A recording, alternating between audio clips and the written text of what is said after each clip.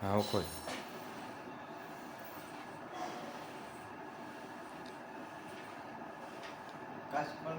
પાછળ કાચ છે ને એ ખોલ આમ એટલે આગળ ખબર પડી જાય એની.